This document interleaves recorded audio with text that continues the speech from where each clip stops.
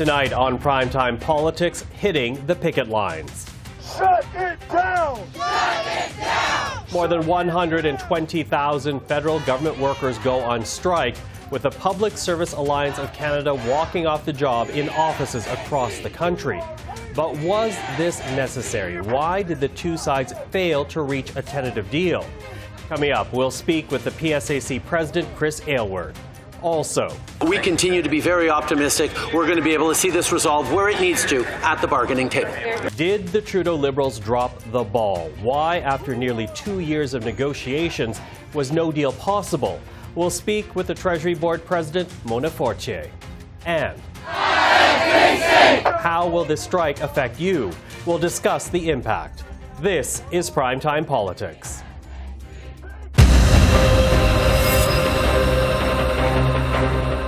Hello, everyone. I'm Michael Serapio. More than 100,000 federal government workers went on strike today, making good on their promise to hit the picket lines if a tentative deal with Ottawa was not achieved by 9 p.m. Eastern last night. Well, that deadline came and went, and now services across the country will be affected. Passports, tax returns, immigration and visa applications, just to name a few, as workers set up pickets in 250 locations across the country today, including Parliament Hill. When I say Mona Fortier, you say, we want a contract. Mona Fortier! We want a contract! Mona Fortier! We want a contract! Joining us now is the National President for the Public Service Alliance of Canada, Chris Aylward. Thank you for joining us again. My pleasure to be here, Michael. Thank you. Listen, I want to begin with a very simple question. Is this strike really necessary? You say that you're still willing to negotiate, so why shut down government services if talks are still possible? Yeah, Michael, we've been at the bargaining table for almost 2 years. Treasury Board has been dragging its feet for 2 years. Finally, in the last 2 weeks, Treasury Board has come to the table and started negotiating. They could have done that a year and a half ago. They could have done that 6 months ago. Why did they wait until our deadline for a strike was fast approaching? That was absolutely not necessary. Now with the Treasury Board, of course you have support behind you there. Now the Treasury Board says it has raised its wage offer higher than where it began, and in what they are offering, and this is what they are saying, they state they are respecting your workers and at the same time respecting what Canadians can afford to pay. What's your reaction to that? Look, our wage demand has always been so that we can keep up or keep in line with the rate of inflation. Workers in this country are fed up, they're frustrated, and rightfully so. Everybody wants to pay workers nothing, but yet we sit back and we watch corporations make record profits. We're being gouged in grocery store aisles, we're being gouged in the gas pumps, but yet everybody wants to repress the workers' wages. When this government represses its wages on its own employees, what it's doing is repressing wages for all workers right across the country. Workers in this country are fed up and they deserve a fair and decent wage increase, and that is no different with federal public sector employees as well. How do you justify that? Carry that argument a bit more. How is this fight that you are currently engaged in with the federal government, how does that affect people across this country who are not public service workers? Because whatever happens at the federal level, Mike, and we've seen this, normally, will trickle down provincially, territorially, and private sectors employers as well. If this government continues to offer like nothing at the bargaining table for our members, every employer in the country is going to feel, oh, the federal government didn't give their employees nothing, we don't have to give our employees nothing either. If this government believes, as they say, they believe in workers, they'll come to the bargaining table and they'd set that bar for all workers across the country. Okay, but you know, to hear it from the Treasury Board, though, they make the argument very plainly that what you're asking for is not affordable. And if they agree to what you're asking for, it would severely affect the government's ability to deliver services to Canadians. What do you say to that? Our members have been delivering services to Canadians in a very quality way. This government is on record as saying we have a world-class public service. Well, if that's true and you believe that and we believe that, then come to the bargaining table and show us that. Standing up in the House of Commons and making comments about the great work of the federal public service, that's no good for our members. Our members can't bring that to the bank. We need a fair and decent wage offer, no different than any other worker in this country. Everybody thinks federal public sector workers are making six figures. The majority of PSAC members make between $40,000 and $65,000 a year. They're not senior executive pay.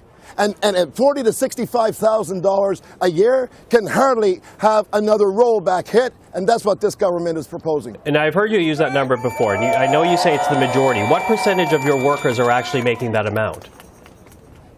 The vast majority of our, yes, we have members who make more than $65,000 a year, but the vast majority, the biggest percentage of our membership are between $40,000 and $65,000 a year. Again, a salary that can't suffer another rollback.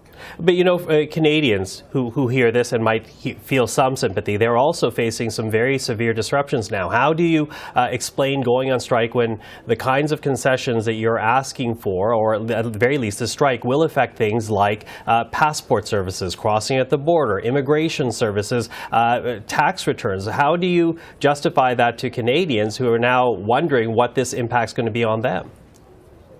You're absolutely right, Michael. Everything that you just listed, our members do all of that work. It's up to the government to make sure that this strike doesn't last long and Canadians are not impacted. They know what they need to do. Come to the bargaining table. Let's do this. Let's get this done for everyone, including federal public sector members. Now, will you be doing anything to minimize the impact on Canadians? Well, I mean, here we are today on Parliament Hill. We have members at Tunney's Pasture here in Ottawa, spread out. We're not taking over the streets. We're not shutting down airports or borders yet. We're not inconveniencing the public today. We're here on Parliament Hill in Ottawa. The public don't care about us being up here. We're not inconveniencing the public by being on Parliament Hill. And that is our strategy.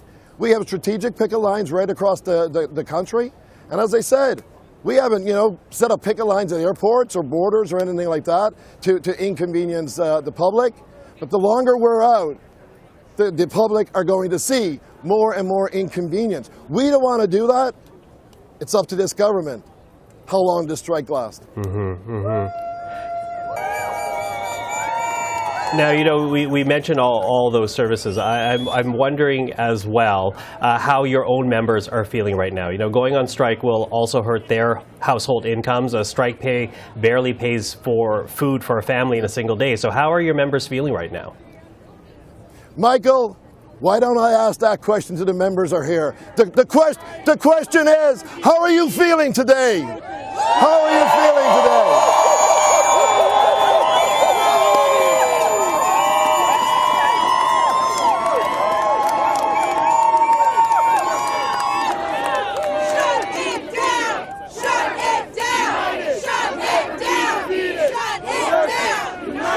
Chris, I need to also So, Michael, So, Michael, our members are out today.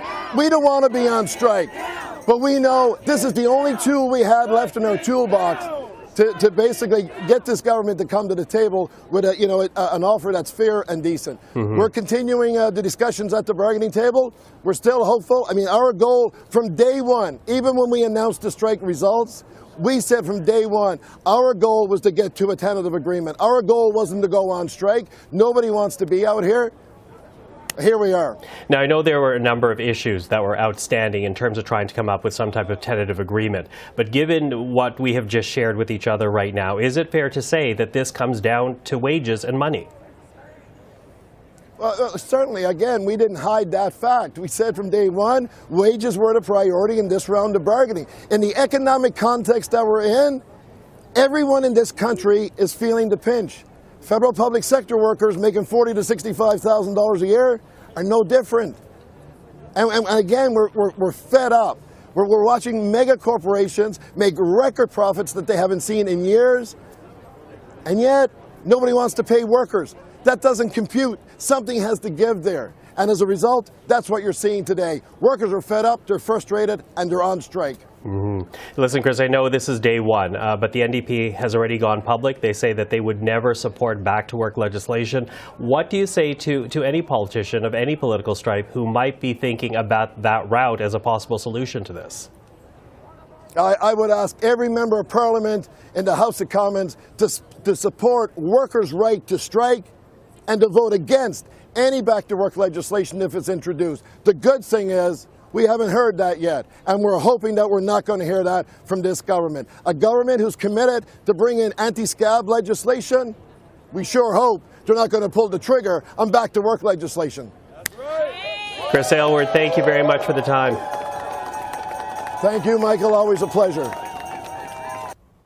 Well, with her response to the strike now underway by the PSAC, we're joined by Mona Fortier, President of the Treasury Board. Madam Fortier, thank you for joining us. Thank you for having me. Now, we just spoke with the President of the PSAC, and he says this strike is necessary in part because your government has been, and this is his words, dragging its feet in negotiations, only really coming to the table in the last couple of weeks. How do you respond to that? Well, first, thank you for having me today. And I know Canadians are worried, and I'm here to, of course, make sure that they're confident that we are working at the table, both parties. And I have to say that last year at this time, we tabled our first offer, and PSAC walked out of the table. So 2 weeks ago, we decided to go back in mediation, and we've been working really hard, and I am confident that we will get to a deal that it will be competitive wages, fair wages for public servants, and also reasonable for Canadians. Mm-hmm. Well, I'll talk about wages in a moment, but I do want to continue with some reaction here, because we also heard very quickly out of the gate last night the federal NDP leader, Jagmeet Singh, saying that what we're looking at here is a failure of your government to listen to the concerns of government workers expressed nearly for 2 years now. Why has it come to this point? Well, again, I have to repeat, last year we did table wages and PSAC chose not to continue the talks, and we got back to the table 2 weeks ago in mediation, and I think that we all have a common purpose here, we all have a common goal, is how best are we going to deliver services to Canadians, and that is what we're working on. That's the common ground that I believe we have. Now, we do have different ideas, and that's where negotiations take place. And we're putting all of our efforts, both parties, all of our efforts to get to a deal. Now, again, from the union, they're saying when it comes to the discrepancy in terms of wages, what they really are asking for are salaries, wages that reflect the money that they're now paying for groceries, rent, mortgages. Really, at a time when many Canadians are struggling, they say they're no different, and they just want fair wages to reflect their challenges in real life. How do you respond to that? Well, I respond that there has been a PIC report, what we call the Public Interest Commission, that recommended for a fair wage would be 9%, and that's what we tabled, and that's what we're working on. And this would recognize the work that public servants are doing in their different jobs, and also determine that it would be reasonable for Canadians. Therefore, we are taking that recommendation and putting it forward.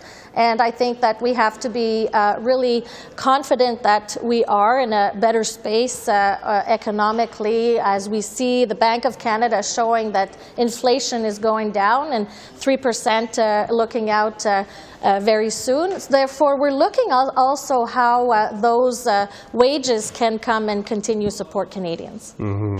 So is it just the wages at this point? Is everything else agreed to, and it's just the wages that remain the sticking point here? There are different issues. You probably heard one, telework, for example, is something that is being discussed. And of course, I will say that it's a management right from the offset. It's important to know that public servants have the opportunity to work from home 2 to 3 times a week.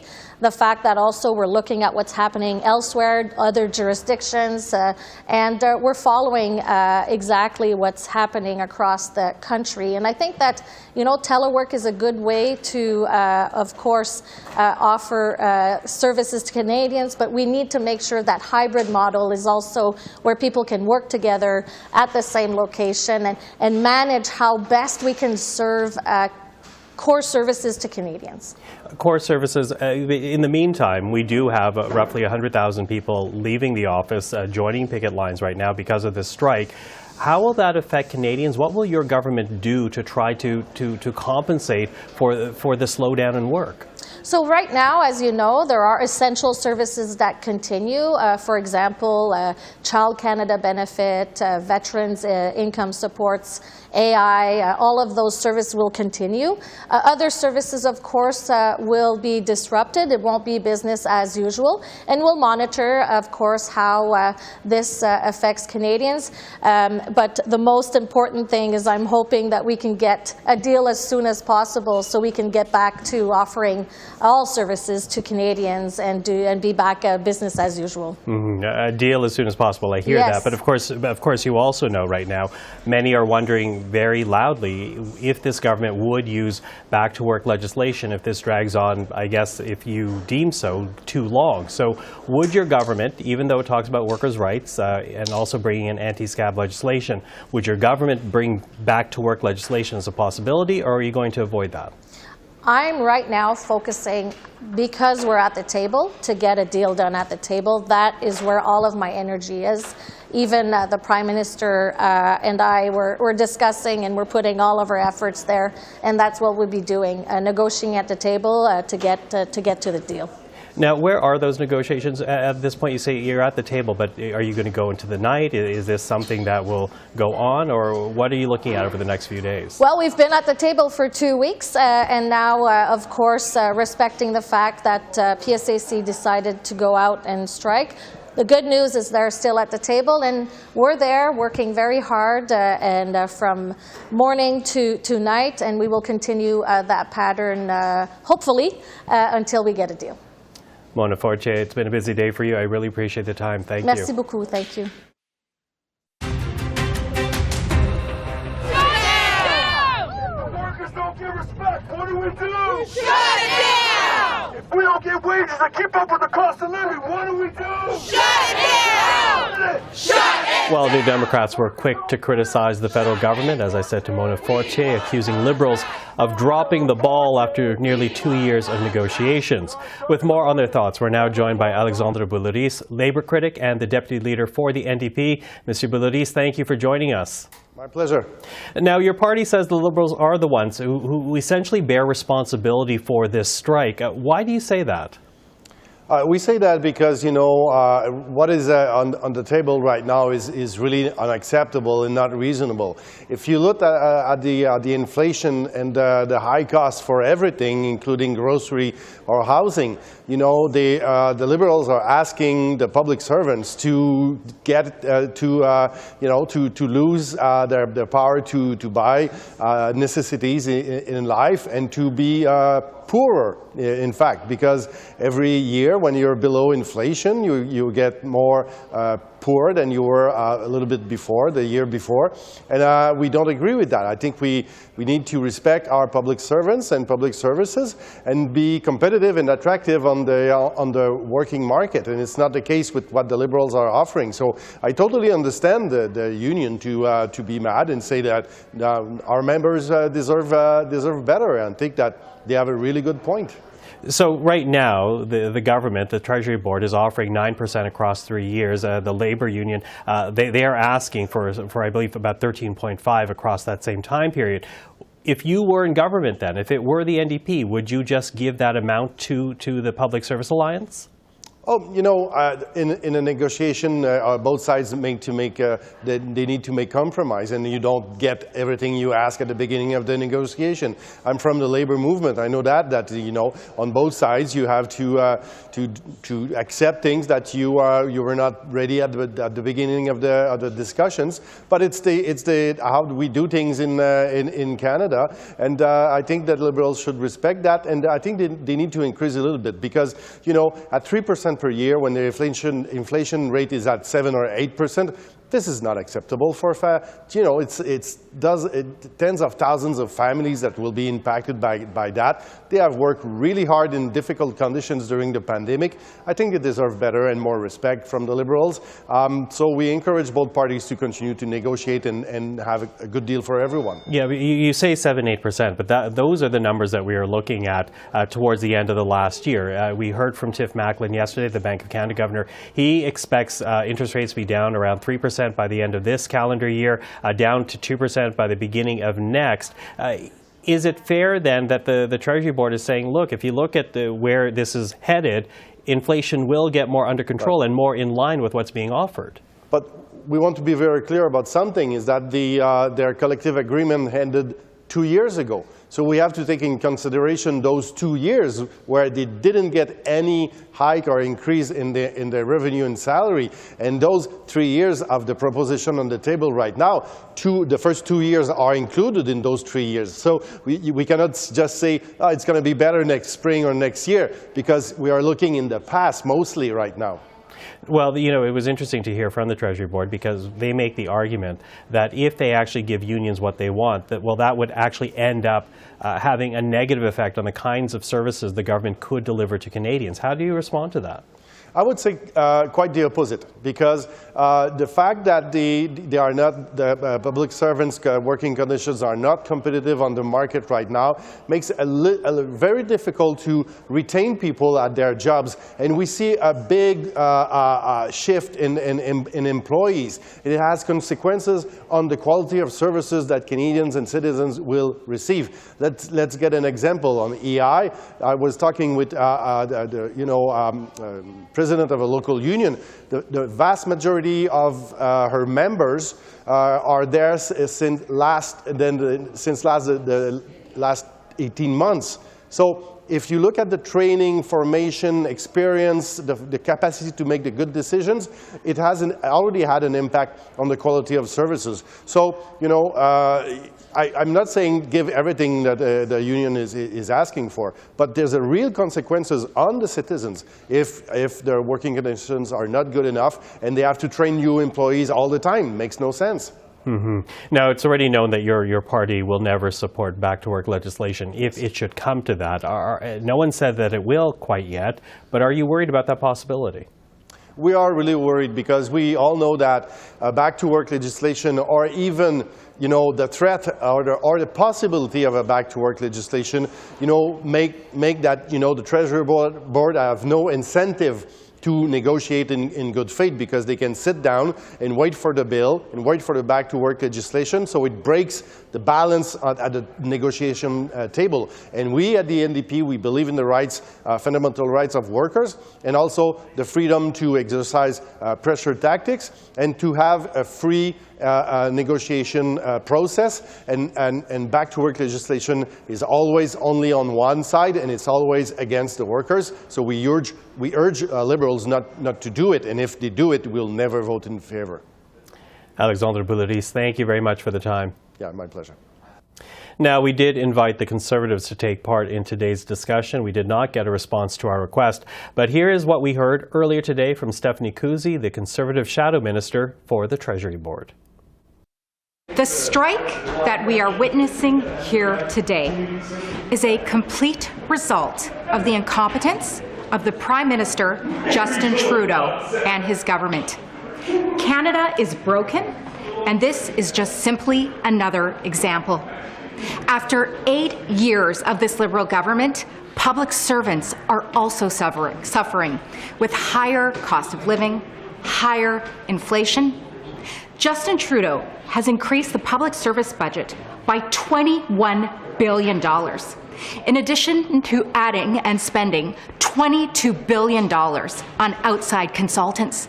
And he still hasn't been able to solve this problem and to come to an agreement in this negotiation. And ultimately, fundamentally, it's Canadians who suffer. It's Canadians who will not receive their passports.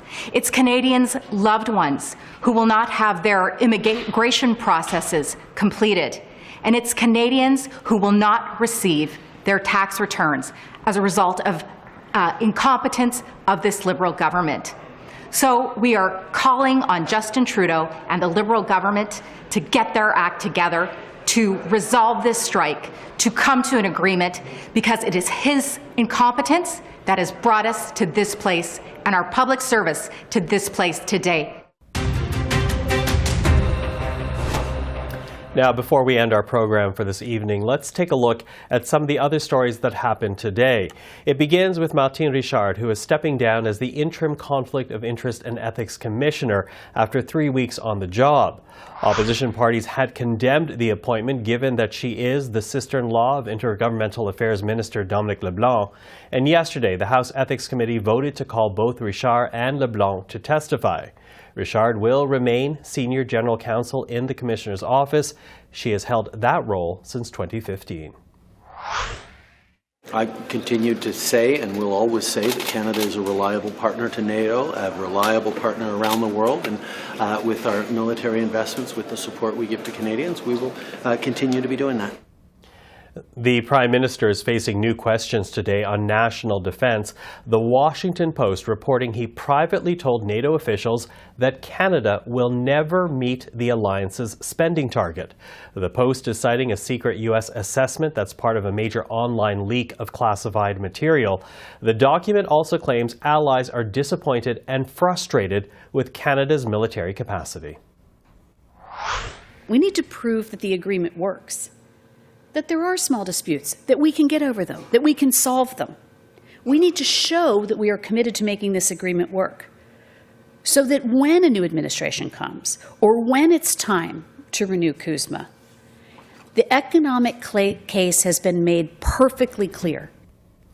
Well, that is the head of the U.S. Chamber of Commerce who brought her free trade message to Ottawa today, Suzanne Clark, saying Canada needs to provide better dairy access and avoid taxing American digital giants. But she also says her own country needs to avoid more Buy American procurement rules. Clark later meeting with the Prime Minister on Parliament Hill. Canada has a new special envoy to the Indo-Pacific region. It is Ian MacKay, Canada's current ambassador to Japan. Now, he will keep that role while working to implement Canada's new Indo-Pacific strategy announced in January. MacKay was founding CEO of the Invest in Canada agency and worked on the Trans-Pacific Partnership trade negotiations. He is also a former national director of the Liberal Party of Canada. Time's up in terms of victims of domestic violence not receiving the protection that they need, in terms of children being put into unsafe hands, into the hands of an abuser, like what happened to our daughter Kira. That was Dr. Jennifer Kagan reacting to the Senate's approval of Kira's Law, named for her 4-year-old daughter who was found dead alongside Dr. Kagan's ex-husband in 2020. Bill C-233 will boost domestic violence education for judges, and it will also let judges put electronic monitoring devices on people accused of intimate partner violence. Kira's Law is now awaiting royal assent. And of course, we'll continue to follow all of those stories for you right here on Primetime Politics.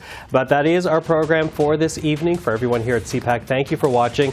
I'm Michael Serapio. We'll see you again tomorrow. Esther Bégin avec l'essentiel is next.